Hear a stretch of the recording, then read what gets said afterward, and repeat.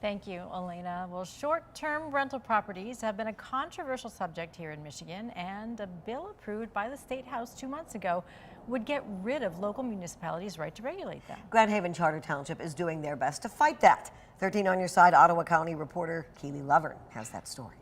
Right now, short-term rentals are not allowed in Grand Haven Charter Township, but local officials are moving forward with a plan that would allow them on a limited basis, and they're hoping that the state doesn't get in the way. We think that short-term rentals can change the character of neighborhoods. They are small little hotels, and you can have different people there every single night. In October, the Michigan House approved House Bill 4722.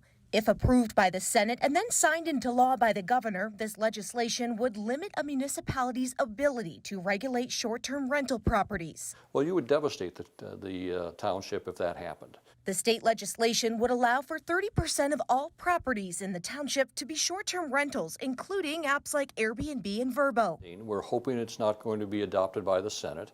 We're hoping that if it is, it'll be vetoed by the governor. Because they are hopeful, the Charters Board and Planning Commission unanimously voted to adopt an overlay zone to regulate short-term rentals in their own community. With this ordinance, in very restricted areas, we are going to allow short-term rentals, and all property owners will be able to rent their property for up to 2 weeks a year, twice, for up to 7 days each. Bill Cargo says they're fighting to keep control of regulation to protect the residential nature of the township and its 19,000 residents. But for a community like Grand Haven Charter Township on the shores of Lake Michigan, which is a tourist destination, short-term rentals, especially unregulated as they are at the state level, would change the character of our neighborhoods, and we want to protect the people who have bought and invested here and want to live here. If House Bill 4722 goes through, it would override the township's overlay ordinance, but leaders like Cargo are hopeful that won't happen.